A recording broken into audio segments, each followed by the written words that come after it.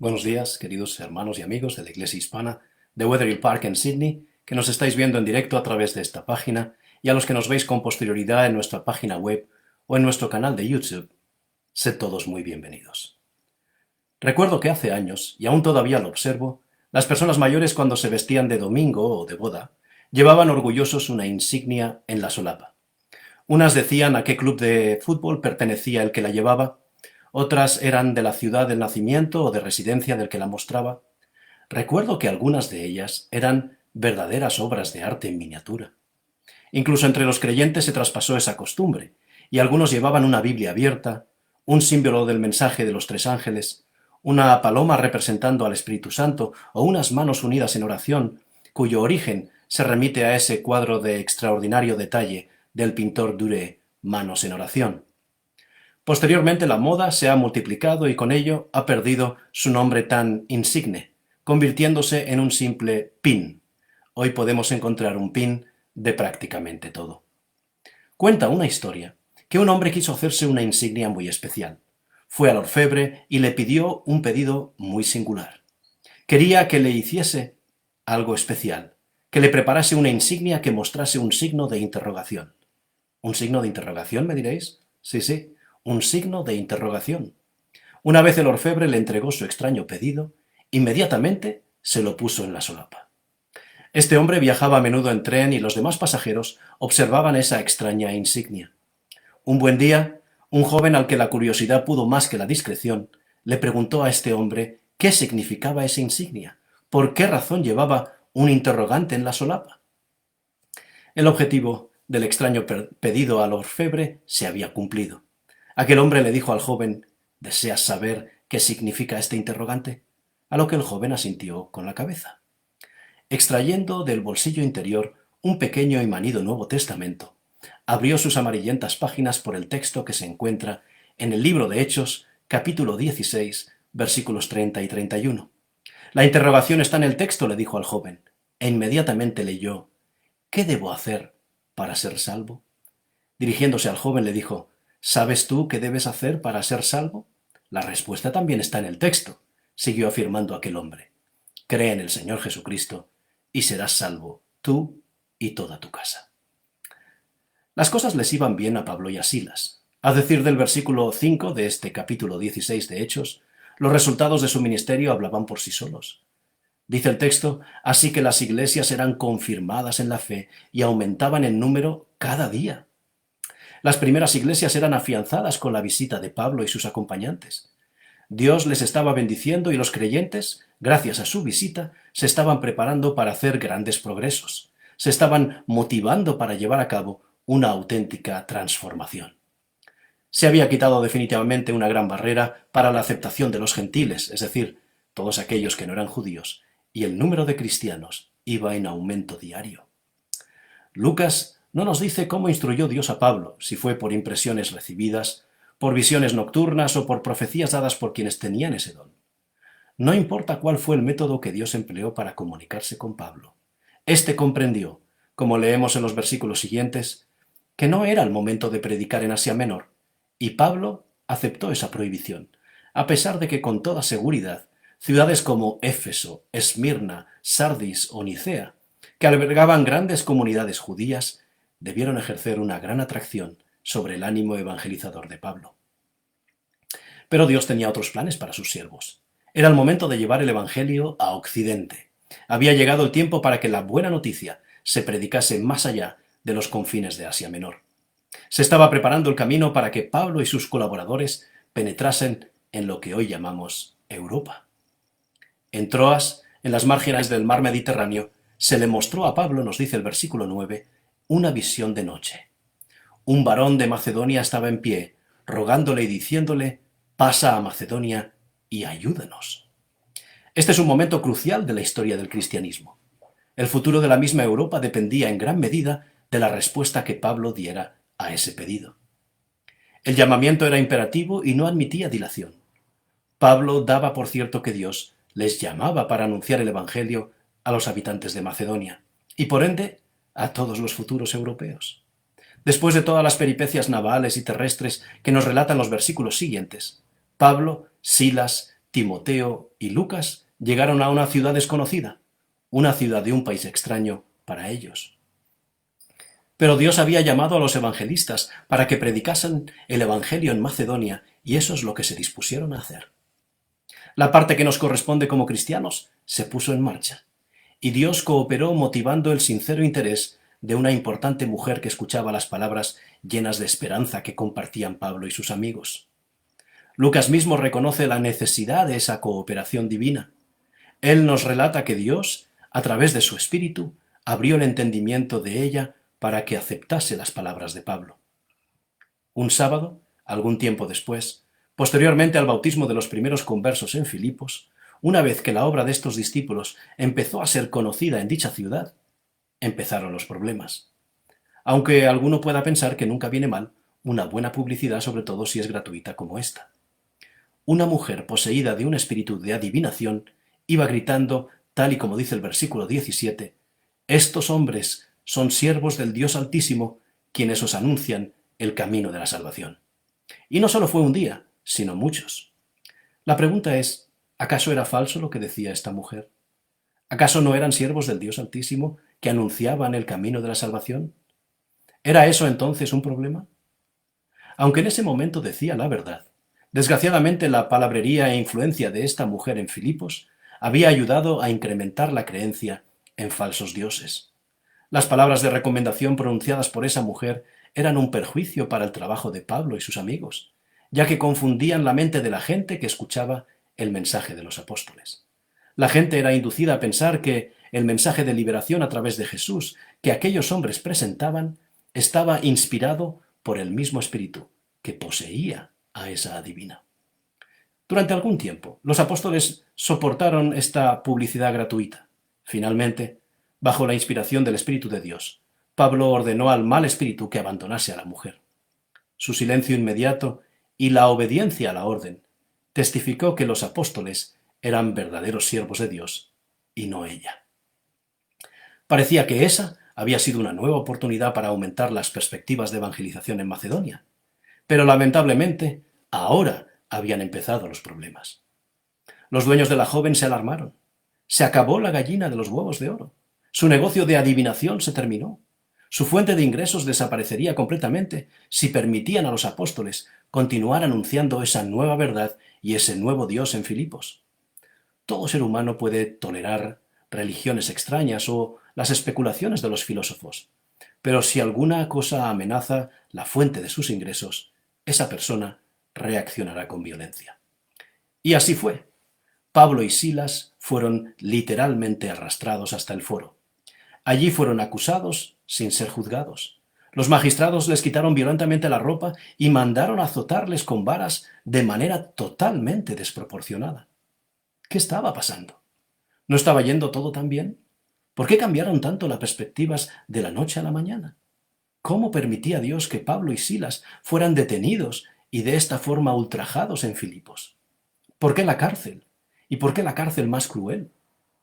El versículo 25 de este capítulo 16 nos da una idea de la confianza que estos primeros evangelizadores tenían en Dios. Los apóstoles sufrieron una tortura extrema por causa de la penosa posición en que fueron dejados, sentados y con los pies en un cepo de madera. Pero a pesar de ello, nunca murmuraron contra Dios. En vez de eso, en la completa oscuridad y desolación de la mazmorra, se animaron el uno al otro con palabras de agradecimiento a Dios por haber tenido la oportunidad de predicar, a pesar de sufrir ahora injustamente por su causa. Sus corazones estaban tan genuinamente motivados por ese profundo amor hacia la causa de su maestro, que se pusieron a cantar. Y lo que más me impresiona de este relato es que dice, y los presos les oían. En el calabozo de más adentro había otros presos, criminales y excluidos de la sociedad, que nunca antes habían oído cantar en un lugar donde solía oírse violentas maldiciones, insultos y expresiones de frustración y hastío. Los guardianes y los presos se maravillaron.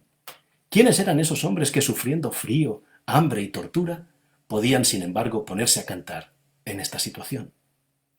Nada, queridos amigos, nada de lo que hacemos como cristianos pasa desapercibido por los demás. Todo el cielo estaba interesado en los hombres que estaban sufriendo por amor a Jesús. Y tal y como nos relata el texto bíblico, los ángeles fueron enviados a visitar la cárcel, y a su paso la tierra tembló. Las pesadas puertas con 1001 cerrojos se abrieron de par en par, las cadenas y los grilletes se soltaron de las paredes o cayeron de las manos y los pies de los presos, poco importa, y una brillante luz inundó la prisión. El carcelero, dormido a esas horas de la madrugada, se despertó de repente, y viendo que todas las puertas estaban abiertas, asumió que los presos habían huido, y deseó quitarse la vida antes que pasar por una vergonzosa ejecución ante el emperador y ante toda la ciudad. Tomando su espada, decidió matarse, pero Pablo, oyendo que desenvainaba su espada, intuyendo lo que se disponía a hacer el carcelero, le gritó: «No te hagas ningún mal, pues todos estamos aquí». En medio de su sufrimiento, Pablo pensó en salvarle la vida a aquel que, pocas horas antes, había apretado los grilletes en sus pies. Los demás presos, a pesar de la oportunidad de escapar, aceptaron la autoridad moral que Pablo les manifestó y permanecieron con él. «Luces, por favor», pidió el carcelero, y apresurándose a encontrarse con Pablo y Silas, se postró a sus pies y los sacó afuera. Primero los sacó de la oscura cárcel interior y de la compañía de otros presos, e hizo esto porque los apóstoles habían demostrado que no tenían intenciones de huir. Pero después los sacó afuera, porque todo aquello que había ocurrido le había confundido profundamente, y buscaba una respuesta a las preguntas que se agolpaban en su mente. Las evidencias no dejaban lugar a dudas. Ese carcelero vio en el rostro de los apóstoles algo diferente. Sabía que el Dios del que hablaban había intervenido milagrosamente para salvar sus vidas. Y se revistieron de extraordinaria fuerza aquellas palabras que voceaba aquella vidente: «Estos hombres son siervos de Dios Altísimo, los cuales anuncian el camino de la salvación». Ahora nos dice el texto que el carcelero, dirigiéndose a ellos, les dijo: «Señores». Aquí, esta palabra tiene mucho significado. Cuando el carcelero les dijo «señores», los estaba tratando como a aquellos que tenían autoridad. Ese era, entre otros, el trato que gozaba el emperador. La pregunta que en algún momento de la vida todo ser humano se hace vino a los labios de aquel carcelero romano que les preguntó: «¿Qué debo hacer para ser salvo?». ¿Qué debemos hacer para ser salvos?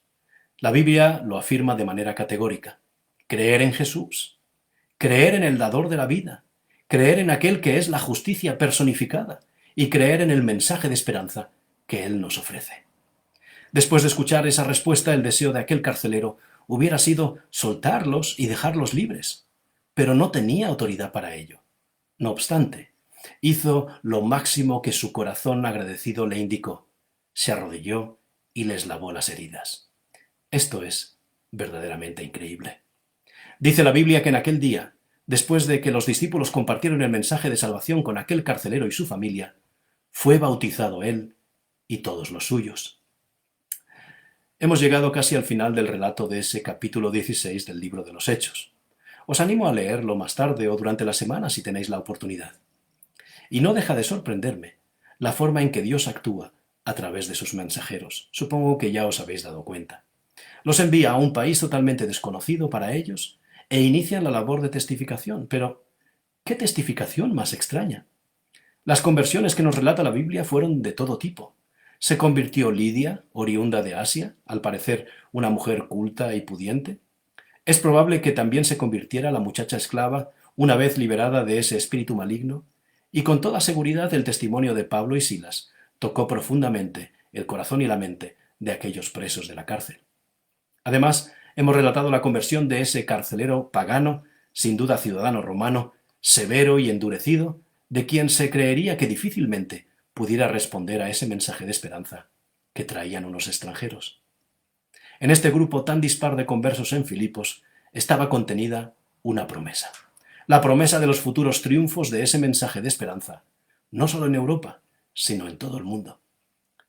Los planes de Dios eran, por lo que hemos visto, diferentes a los de Pablo y Silas. El testimonio acerca de la verdad en medio de las dificultades como las que vivieron aquellos hombres o como las que podemos estar viviendo tú y yo, es un testimonio de tú a tú, es un testimonio puramente personal. Y lo más interesante del relato de la experiencia de Filipos es que hubo testimonio con palabras, hubo testimonio con el canto y hubo testimonio con el comportamiento. Pablo y Silas no se limitaron a un tipo de testimonio. Todos, en su experiencia, eran necesarios. Algunos afirman que debemos vivir el cristianismo. Pero, ¿qué significa vivir el cristianismo? Vivir lo que creo no se puede limitar a dar una buena impresión como ciudadanos, que también es necesario, pero no nos podemos limitar a eso. Debemos dar testimonio de la esperanza que motiva genuinamente nuestras vidas, con nuestro comportamiento, con nuestras palabras, con todo, con cuando todo nos va bien y cuando todo se tuerce. La influencia de un cristiano se deja notar más por lo que es que por lo que dice ser. La gran pregunta provocada por aquella insignia en forma de signo de interrogación que llevaba aquel hombre en su solapa sigue siendo la misma. ¿Qué debo hacer para ser salvo? Y la única respuesta viable para esa gran pregunta sigue siendo la misma. Creer en Jesús, ser su seguidor, aceptarle como el único que nos ofrece vivir una vida diferente a la que estamos viviendo. Cuando aceptemos que nos conviene que Jesús guíe nuestra vida, ya no será una cuestión de hacer, sino de ser.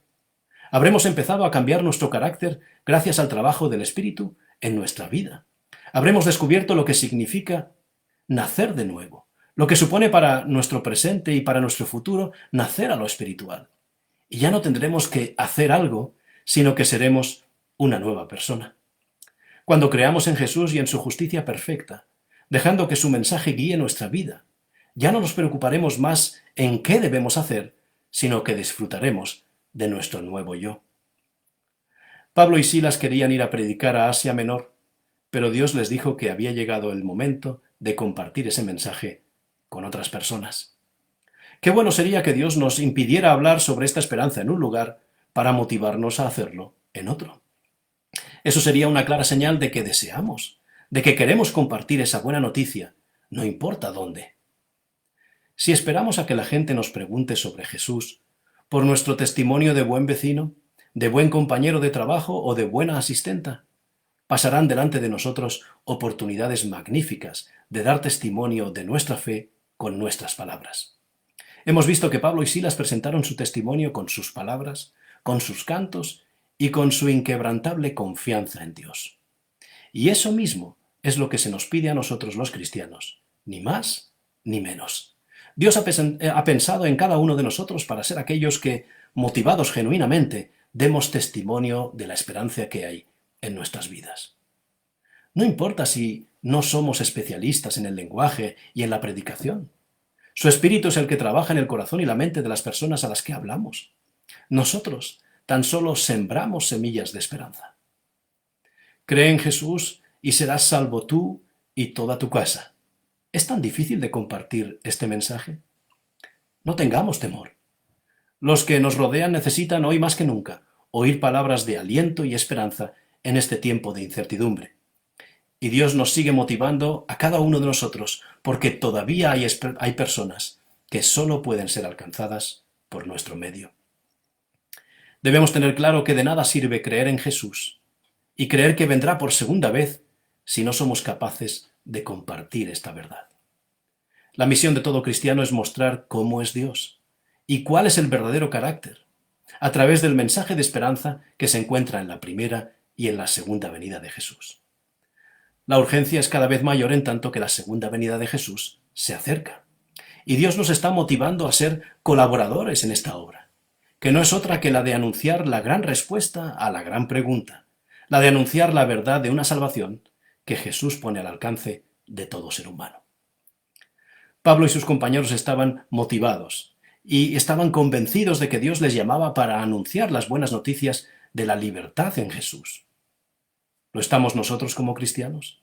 ¿Tenemos esa certeza de que el propio Dios nos invita y nos motiva para dar testimonio de esa promesa en nuestro tiempo?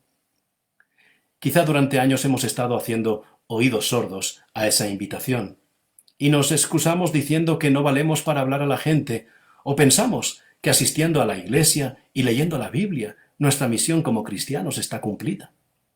No nos engañemos. Debemos responder al llamado de Jesús.